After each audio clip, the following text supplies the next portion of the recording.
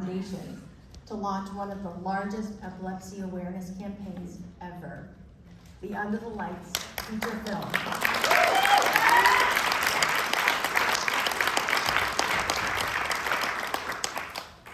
Our tagline at UCB is inspired by patients, driven by science, and Miles is nothing short of inspiring and driven. He is not only a talented writer and filmmaker, but also a fierce advocate and champion for patients and caregivers affected by seizures. Please join me in welcoming Miles Levin.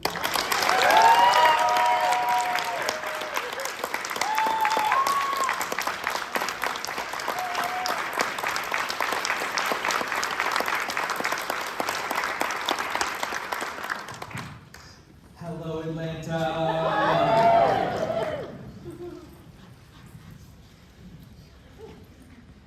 I feel fortunate to have had the chance to get to know you over these last few months and year, and I'm so excited for the full-length feature film. But I would love to take a few minutes to back up a bit and share your inspiration for the short. So, this was obviously the 10-minute Under the Lights film, which, as Laura just said, we've now teamed up with UCB and EFA and EFNC, and we're making the full 2-hour film, which is now currently being edited. Some 8 years in the making. And I set about this project because I noticed that I felt that there was something missing in our advocacy efforts, which was that I was finding myself very frequently in rooms like this one, where the morale and support for epilepsy awareness is very, very high. The solidarity is very, very high, but there's one group of people who are notably not in the room, and that's everyone else. And when we talk about epilepsy awareness, when we talk about fighting stigma, as long as we're doing that with each other, our margin for success is very slim. And that there's really only one place in culture in general, especially here in this country, where people go out of their way to hear from voices that they haven't been in contact with before, and that's movies and television. We will almost certainly never fill a room like this one with people who have never ever heard the word epilepsy in their lives. But we can sure get them to show up to see a movie, right? And it's hard, as we all know, it's really hard to get a pamphlet in somebody's hands to get them to pay attention to it and to ingest that information and to learn if they have no understanding or care for the word, but they'll watch a movie. And so I realized, really, as a community, we just need to be doing what other communities have done so well in fighting their own stigmas, which is just do what they do. Just why invent the wheel, So it's just our turn. As a community, it's our turn.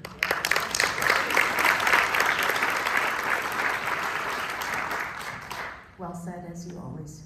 I'll say everything. I've heard you say the only medicine for cruelty is empathy. What message and action do you hope audiences take from the film? Right, so there's a couple goals with making a project like this. And the first is that I want people who have epilepsy, like myself, right, to have the chance to see someone like them on screen. Epilepsy is so diverse and so varied and so complex that we can't hope to ever make a film that represents every individual patient. Amen. It's so varied. I say epilepsy is kind of like coughing in a sense. Like you could be coughing for 1,000 million different reasons, and no one person is going to be the same. But we can put a person on screen that feels your feelings, right? Who knows what it's like to feel isolation, knows what it feels like to be left behind or misunderstood, And those are the kinds of things that the general public has no trouble attaching themselves to. Do I, as a person with epilepsy, really, honestly, need the general public to understand what it is to live in my shoes? I don't think so. I think that what I need is I need the general public to be in a place where they say, oh, that sounds complicated, that sounds complex, but I know what that feels like. That's enough, we've won. It's over, we did it. If we can get that far, the war is won. Because the primary challenge I think that we face with stigma is very simple. It's just people are just afraid of what they don't understand. And we can educate that out of them, which is important and matters, and especially for things like seizure first aid. But we simply have to appeal to the general public on a level where they feel a sense of connection. Because that's where we treat each other like human beings. That's where we stop treating each other like, you know, like diagnoses or you know, thinking with our lizard brain, right? And I think that's what movies and the arts are great for. When did your passion for filmmaking turn into a passion for advocacy? Right now. No, so I had a epileptologist who, it was probably him, honestly. He asked me, well, why don't you make a movie about your epilepsy? I was very interested in, even as a little kid, I would edit videos and make little stop motion things with my Legos and stuff like that.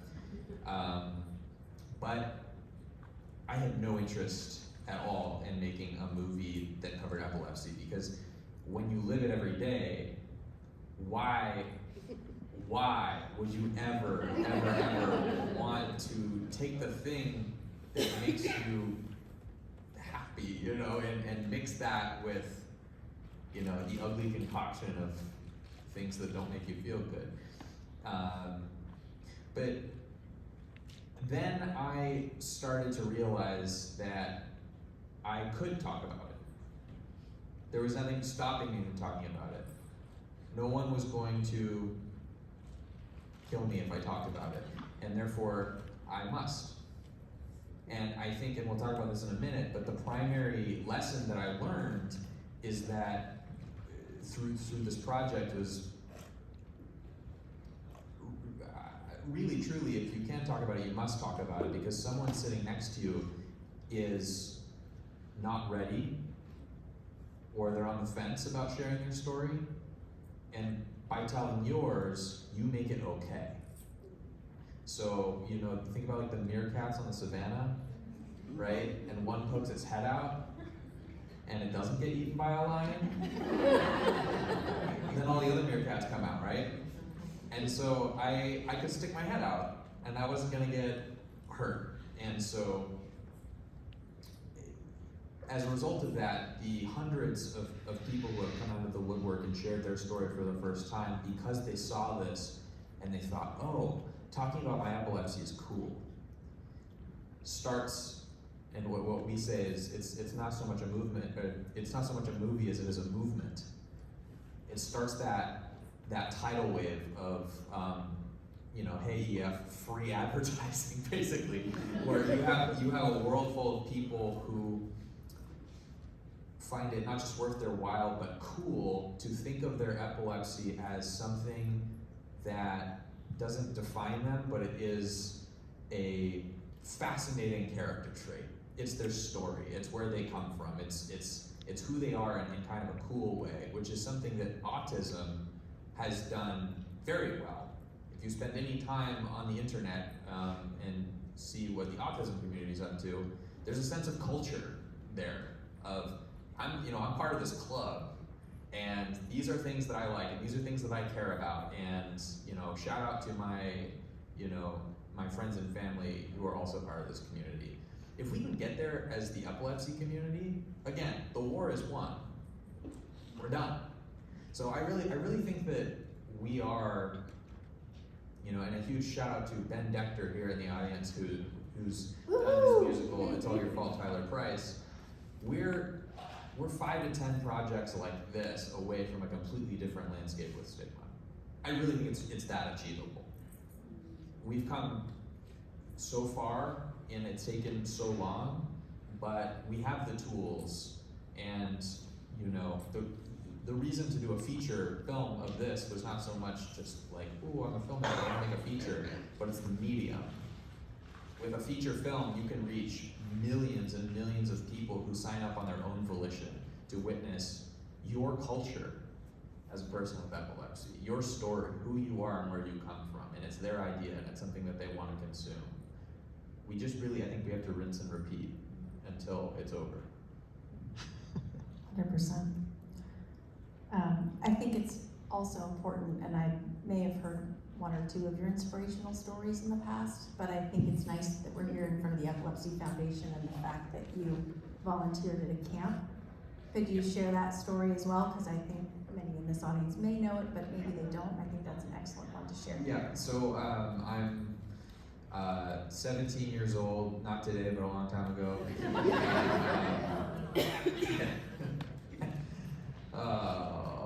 So I was 17 years old, and my epileptologist says, hey, do you want to go to epilepsy camp? And I said, hell no.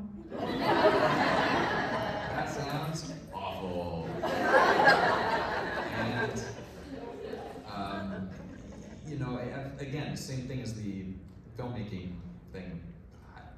I don't want to spend a week thinking about the thing I like least about myself. It's the most important thing I ever did. I went for 7 years as a camp counselor.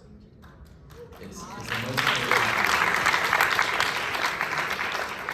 And if you are working in the epilepsy space and you've never attended an epilepsy camp, you must. You must. It will change the way that you see your work, even if you've done it for decades.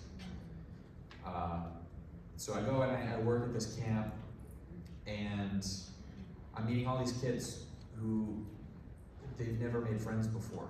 They're teenagers, they've never made friends before. What's wrong with them? Nothing. There's nothing wrong with these people. They're totally regular kids with totally regular sense of humor, and they can't make friends. Why? Is it because of their epilepsy? Plot twist, no. It's because they live in a world that's unwilling to include them, right? It's because they live in a world that looks and says, that doesn't make sense, I'm not gonna get near that. And when you meet a 14-year-old who's never made a friend before, that's very chilling. And so I thought, that's when I started thinking, what can I do about this? And I had been getting up at these, you know, epilepsy, my affiliate is Epilepsy NorCal, right? Tony Zucker, throw up your hand. Tally's good. Yeah, so, you know, I get up and I talk at the gala, and I realized that when you showed the camp video, everyone would shut up, and they put their fork down, and they'd listen. And I thought, there's some magic there. There's some magic there. We had these amazing speakers for the longest time. We get these really incredible people who had epilepsy, amazing careers. People keep eating. They're hungry. You know, they're hungry. They pay good money for that, you know, that dinner. But you play the camp video, and they listen because storytelling is that powerful. You know, I think that I want to live in a world where I could return to camp and talk to all the kids, and I wouldn't hear any of them say that ever again. And I think that's extremely achievable.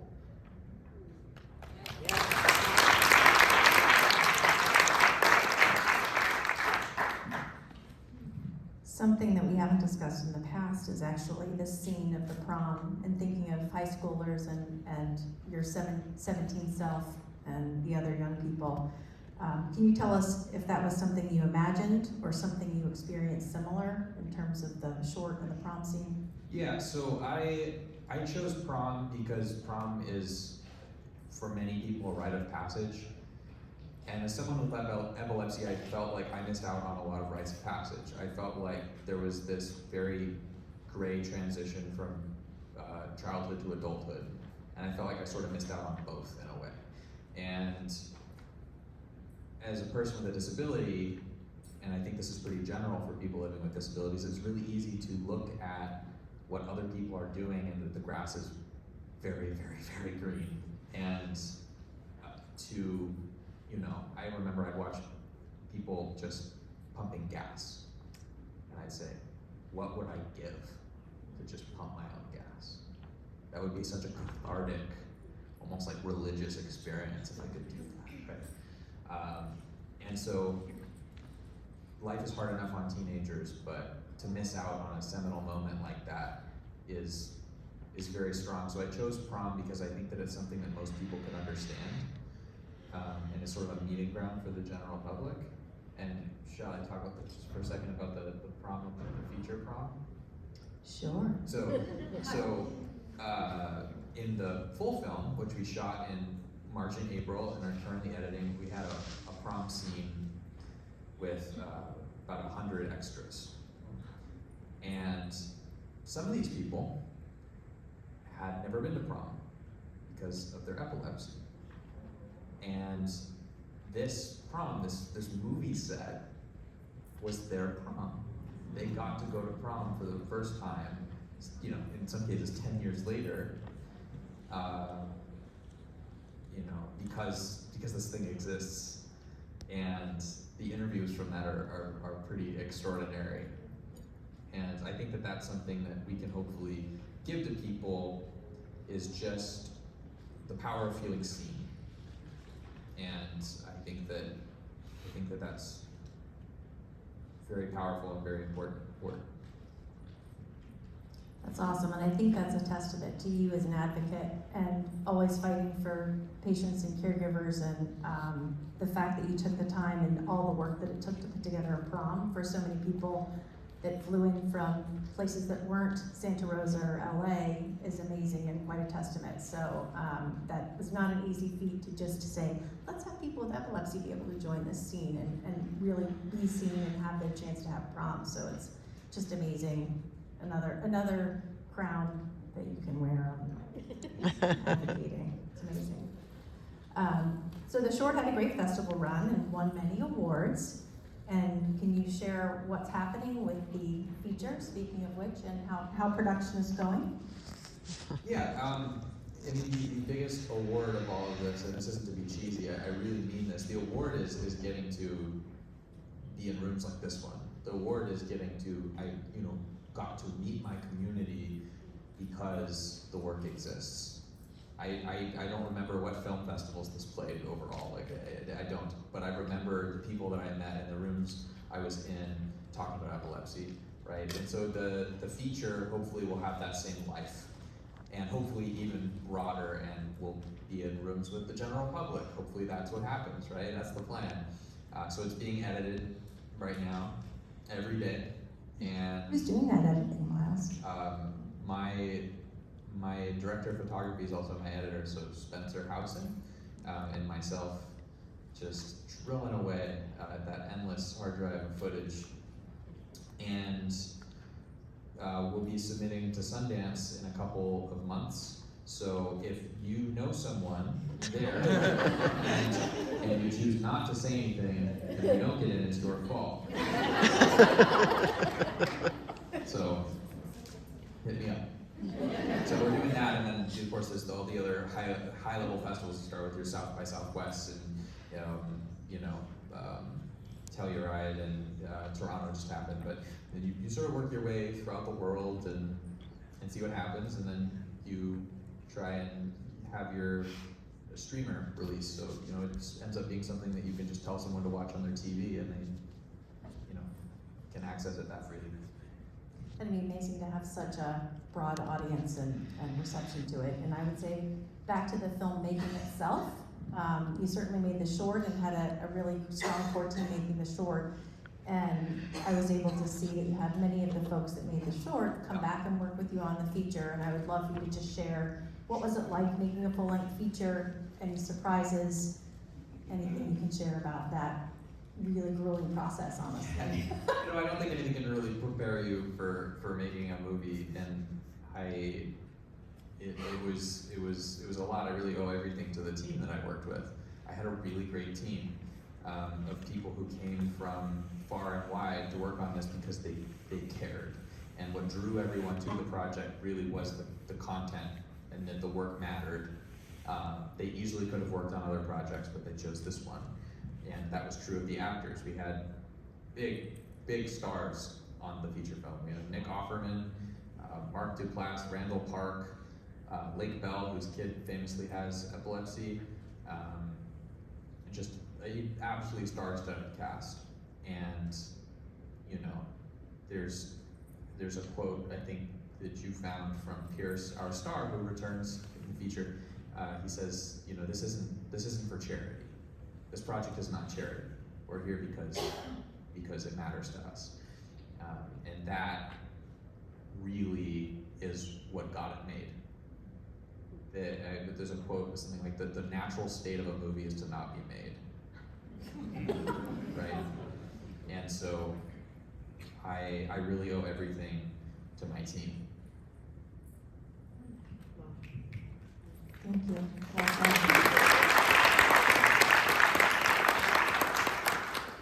And if I could add a little bit of a note to Pierce, he certainly said it's about the project, but and it's not charity, but it's because you are such a talented writer and director, and he very much respects your work, and as a piece of art in itself, not just for the impact it will have. But I think that's really remarkable that he recognizes also, and you've opened up this community to him in general. So many of us know you as Miles, the patient advocate, and we have the privilege being able to see you as Miles, the director. And your story is one of perseverance and overcoming obstacles to achieve your dreams, and you were very driven, as I said in my opening.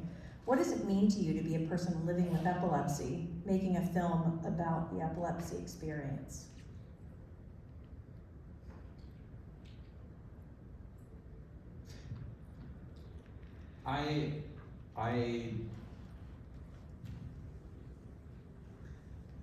This is admittedly a little bit of a canned response, but I have this sort of fantasy that one day I'll wake up and I'll ask myself if I could go back and undo my diagnosis, would I do it?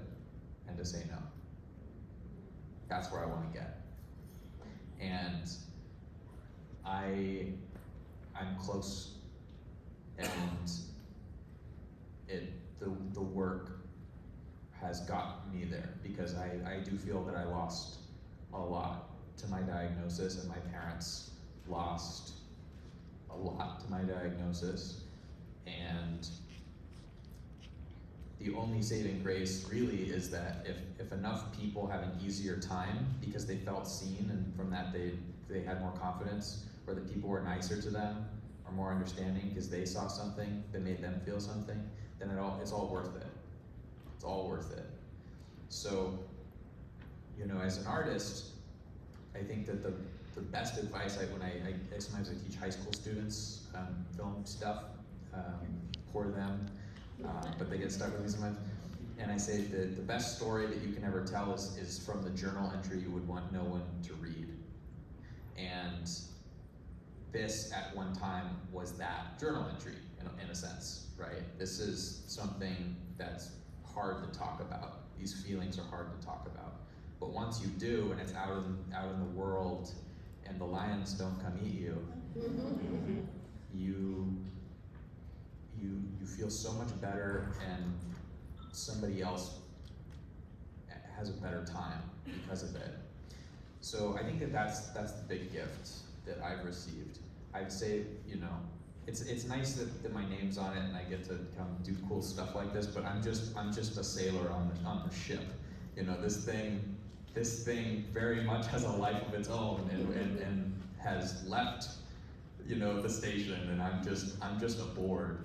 And that is a pretty cool thing for a kid from Northern California who just wanted to, you know, learn about movies. So I think I can speak for all of us and say we're all happy to be aboard with you on the train. And talking about that, ending the stigma of epilepsy is core to the mission of this movie. how can a movie do that? And the power of stories you discussed already, but can you share examples of how the short is already raising awareness of epilepsy? Oh, yeah, we didn't even talk about that. So, if you look up the film on Facebook or Instagram, you'll see fan art. This is a short film, okay? The natural job of a short film is to screen at a local film festival and to die. That's what happens to short films. This film came out, or was finished years ago, and it receives fan art every week. There have been raps, there have been action figures, crafts. People have done speech and debate based off of this, college thesis, health class, projects. That's wild. That's wild. And I didn't plan that, right? That was not a bunch of marketing people that get together and cobble this together. It just happened because people felt seen and they felt like their story was worth telling, or this was something worth looking into. And the really beautiful thing about all of this is that a bunch of these people, they don't have epilepsy. Some of them never heard of epilepsy before, but it was presented to them in a capacity that was captivating. They thought it was cool, and so they wanted to look into it, and then they felt like they could make a difference. And for some of them, that meant drawing something in their notebook and showing people on social media, which it's so cute, because some of them will think like, oh, don't judge my drawing, I did this kind of fast and stuff. But from my perspective, I think, when has epilepsy had fan art? Right? It doesn't happen. It doesn't happen, but it can. So let's do it. Let's do it. 100%, let's do it. Speaking of that, what are your hopes for Under the Lights once it reaches millions around the world? Well, once one of you stands up and says, my brother is a programmer at Sundance. I'll settle for South by Southwest. Then we'll talk. Here's what I want. I want somebody to watch this movie and to say, I'm gonna make a movie about epilepsy. I want someone to watch Ben Decter's play and to say, I'm gonna make a musical about epilepsy. This might sound a little controversial, and you can argue with me about it later, but what I want, in addition to that, is for someone who doesn't have epilepsy, who wants to tell an impactful story, to come to our foundations and to say, I'd kind of like to tell an epilepsy story, teach me. Who should I talk to? Well, they should talk to you, right? I'd like to talk to a doctor. Do you think anyone would engage with me on this? I'd like to talk to some patients. Do you think a support group would tell me about their experiences? When we can get to a place where artists who have no connection to epilepsy want to engage with this because they think that it's worthy storytelling, then, I keep saying this, then the war is won. And there is debate about this subject matter. They call it nothing about us without us, right? Which is this concept, especially in the disability community, and I may eventually, get, hung for this, but the concept is basically, don't tell a story about a group of people unless you yourself come from that background, which has its merits. However, as the epilepsy community, we're in a place where we are the only people talking about this. And if we continue to be the only people talking about this, then we will have the same quality of life issues forever. And what we need is for the general public to want to talk about epilepsy to a degree where either A, we think their storytelling is great and it makes us feel good and we have something to talk about, or B, it's done terribly and we can still talk about it, right? We can still say, that doesn't look like they understood epilepsy.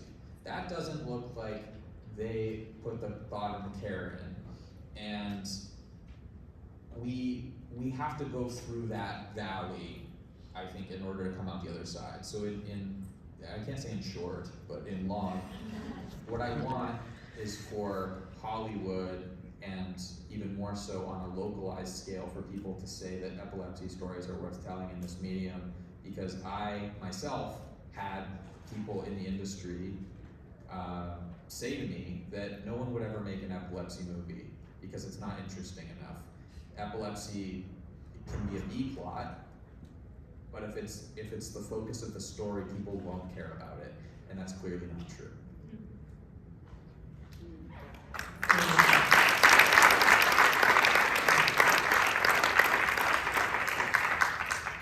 So I just have a couple more questions, and then we'd love to open to the audience for some questions. So don't be shy and be thinking of what maybe I didn't cover that you'd love to have answered in this forum here. We have a special moment for Miles' first time in Atlanta, Georgia, so might as well take advantage.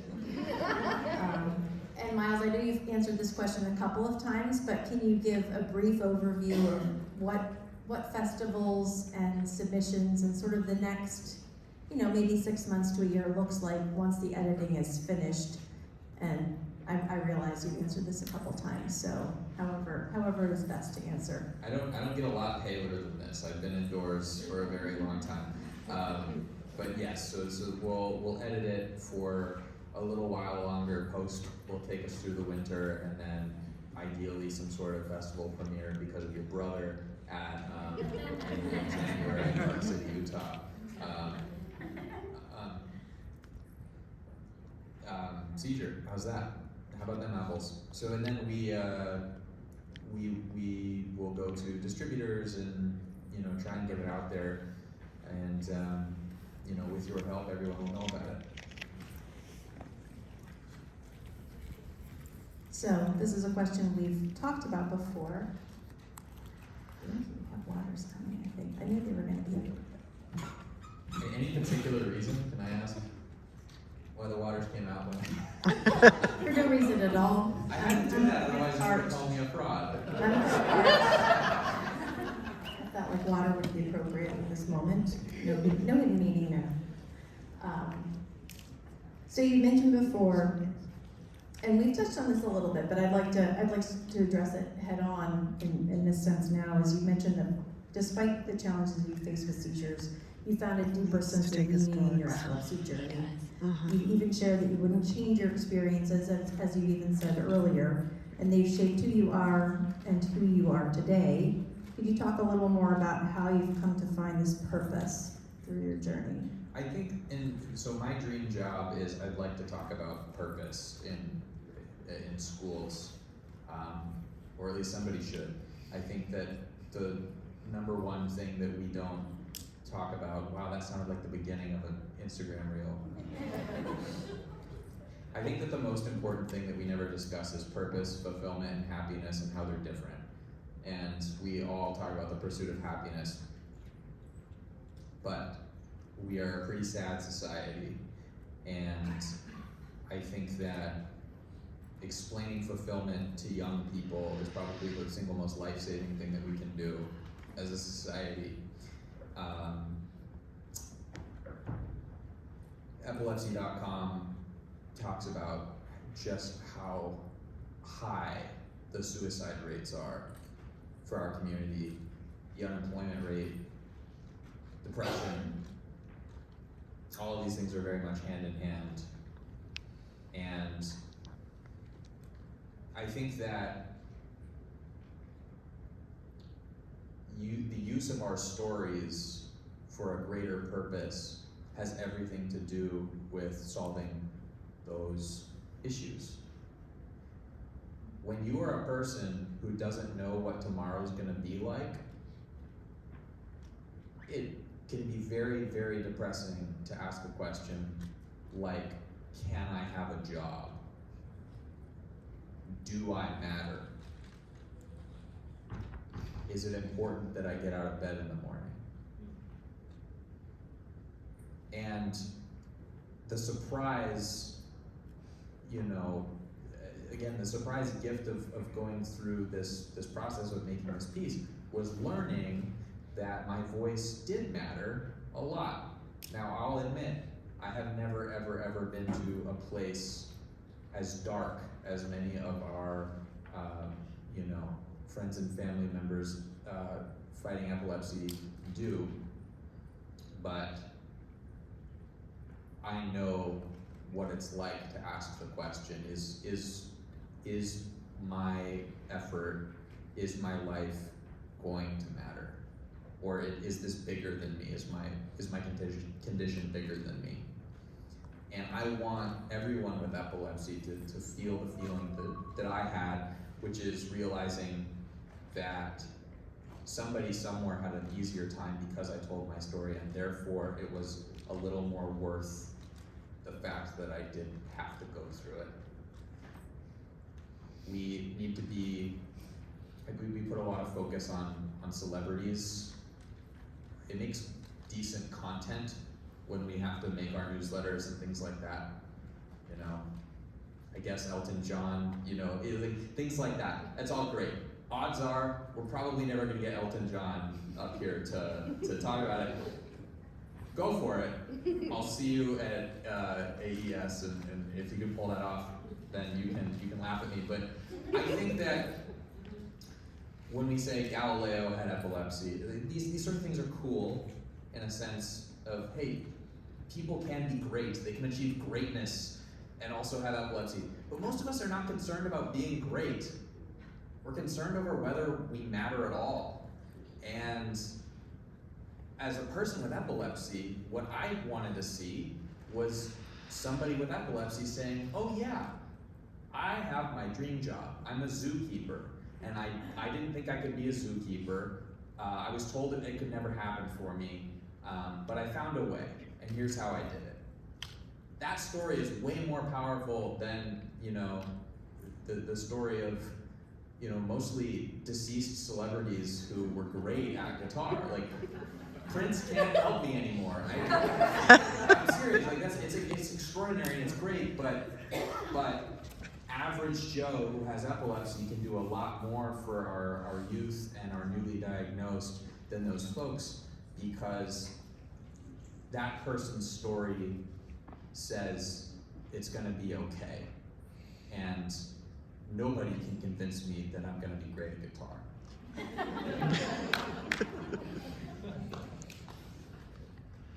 So this is the last one of mine. And given where we are and in this room, it's filled with some of the most passionate advocates for epilepsy, and they've been challenged to paint the future purple by working together as a united front to elevate epilepsy awareness and to care for the community. Do you have any words of wisdom or key takeaways that you'd like them to remember as they move forward from this experience? It matters that you tell your story, and it matters that you are there for those who aren't ready, right? And I think that, for those of us who work in this space, one of the challenges that I see is that we don't always get to see the results of our work. You might be the reason somebody went to college, and it might be because you had a good attitude that day,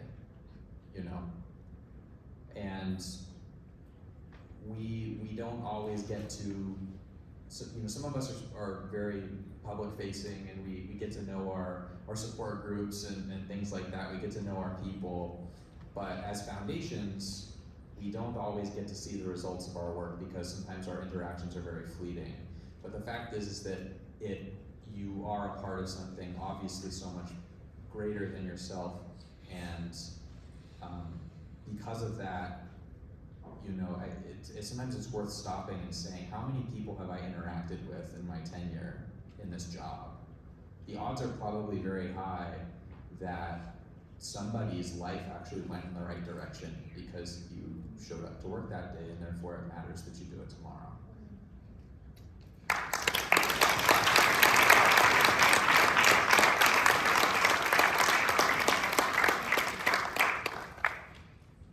Speaking of those of you that matter so much in this room, are you up for one or two questions from the audience? No more than, I'm kidding. I tend to use up all my own time is the problem, so. It always takes people a while to think about what. Meerkats.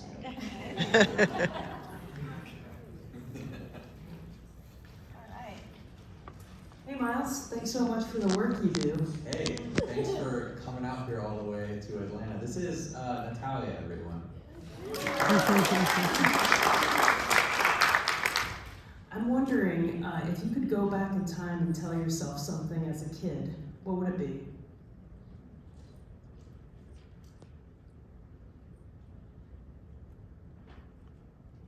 Share the journal entry you would want no one to read. Thanks, Miles. Go to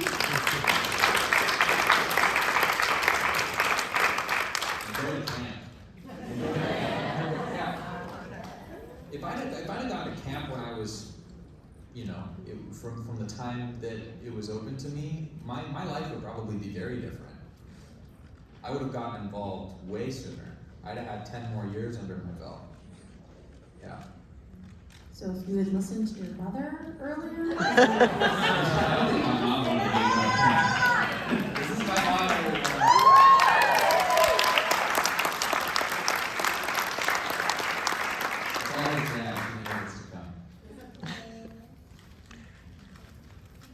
Miles, we're so thankful that you're doing a feature film to star someone with epilepsy. Can you comment a little bit about other TV shows and movies, maybe in the future, that will portray people that have epilepsy? Do you think the future looks better than it has in the past 10, 15, 20 years? And have you ever been contacted yet as sort of an expert to give some advice on how someone might be portrayed in a TV show or a future movie? That's really cool. Thanks for that. So, yes. So, again, it's really tough because all epilepsy is different, and the only thing that you can really do is say, A, are we portraying these people as monsters? And B, are we, and it's funny, B, as a matter of fact, B is the only stipulation for supporting the project was, there cannot be an exorcism. That's true, she said that.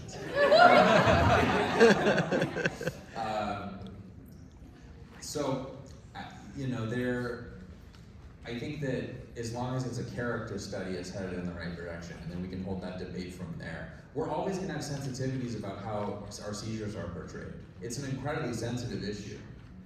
I had a friend, this is awful, a friend of mine I went to camp with, I reunited with and spent a lot of time with since, and I said to him, I was playing a card game with him, and I said, it's funny that I've spent all these years with you, I've never seen you have a seizure. You know what he did within the next hour? Right? That's hard. It's really, really hard. It's a horrible thing. It's never going to be easy to see that on screen. We can always ask the question whether it's necessary, right? We can start there. We can always ask the question, what was the point? These are the kinds of reasons why filmmakers have to be in the room with us, or at least allow us to consult, because they will make whatever decisions they want. But we can be a guiding hand, and we can say, this is how you can make a difference. You can use this as an opportunity and not just use this as a device to scare people, because then we take steps backwards and not forwards. There are good movies out there. Here's a tragedy. Chloe Zhao, Oscar-winning filmmaker, made a film where someone has seizures, and it's great. It's called The Rider, R-I-D-E-R. Go see it. It's wonderful. They never use the word epilepsy in this film. It's just an oversight. It's not, we can't get too upset, but it just happened that way. And so we've never heard of it.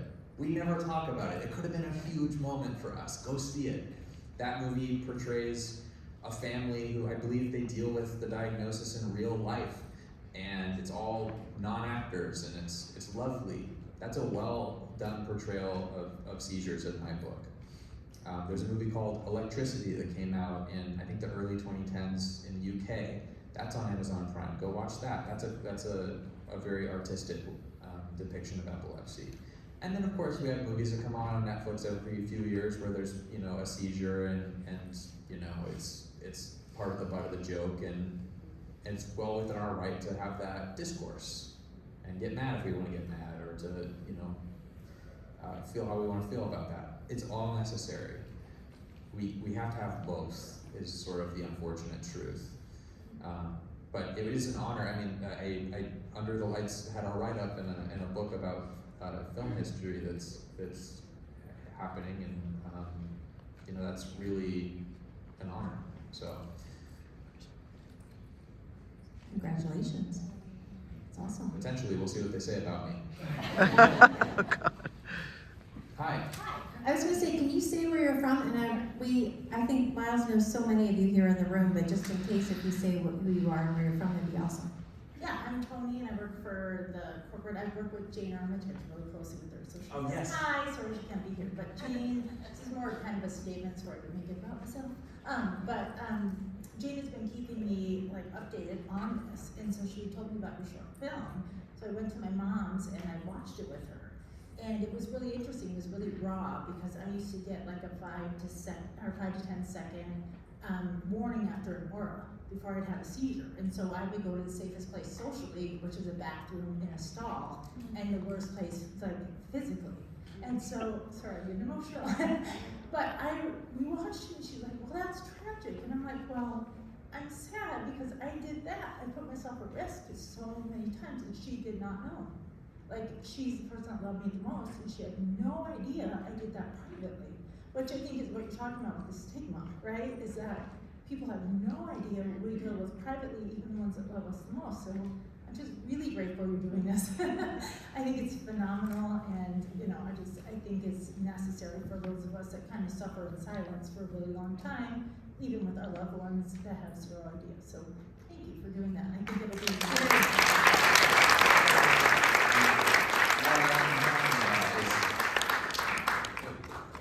How else? There's no way I would have come into contact with a story like that, right? That's like the journal entry thing I'm talking about, right? It's remarkable, and I've heard that story before. I don't think you can write fiction really about epilepsy. I made a movie about a kid and he goes to prom and it friggin' rains at the end. I've had people go, that happened to me. Like you just did.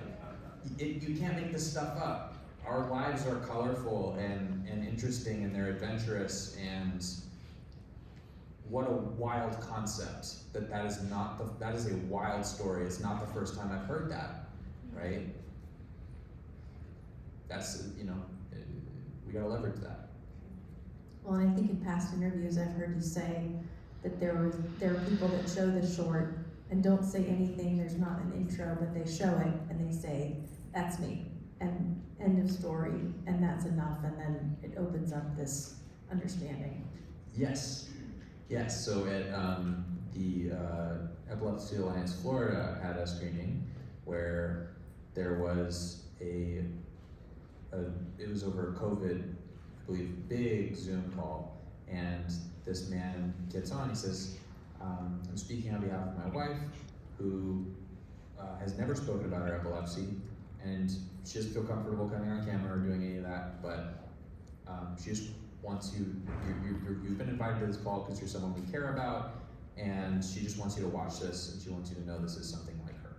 This is her story, right? And that's how she came out as a person. That's wild. So cool. Hey, what's up? Hi. How's it going, buddy? Renee Roeder, Senior Director of Programs and Community Care from the Epilepsy Foundation of Michigan. I have an affirmation and a question. So my affirmation is, I want to thank you for the way, it's actually been very profound to watch you bring a community along with you. And I hope you have felt fueled by that very same community, right? And I think there's been this practice, we haven't talked about this yet, but this film also came into being because it was crowdsourced too, and you did that. You invited us into that, and we did that, and I think that's a real model of interdependence, which, you know, is of course a disability culture kind of thing, and I just want to applaud that, so thank you for doing that. My question is, who are some individuals and communities that are an influence in this film that we might not know about? You know, it could be film professors or teenagers who have had impact, or anybody. So, who's behind the scenes? Yeah, so, you know, this film exists because of many of you, right? This film exists because you decided to tell somebody. And this was, you know, we had a crowdfunding campaign as, you know, a section of our budget, and it was on the site that the platform we used, it was the most successful campaign it ever had. That's because of your foundations. That's what that is.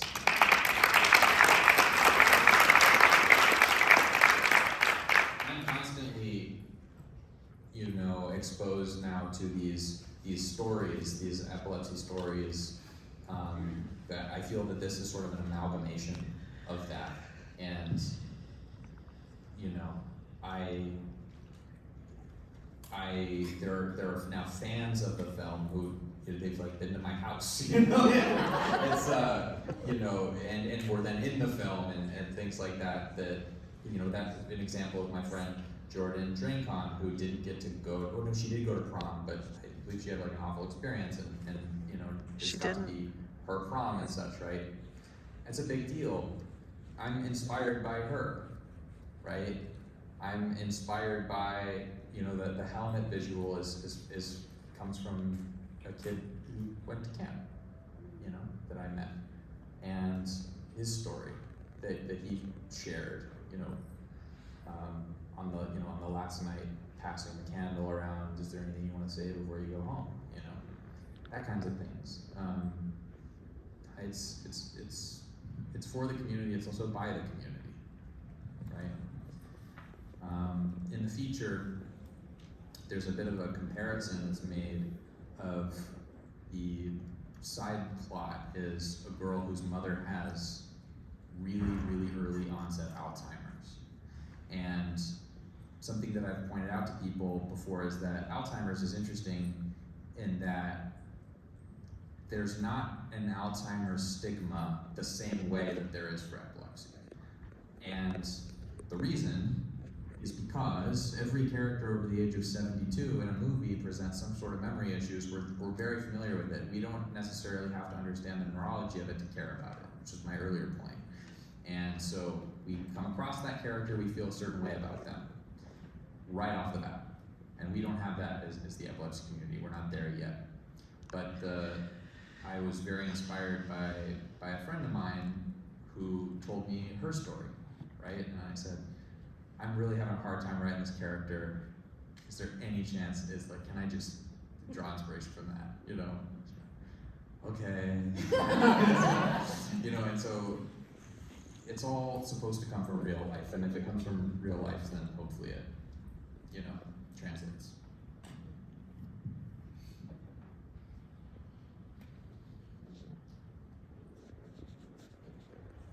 Thank you, Atlanta!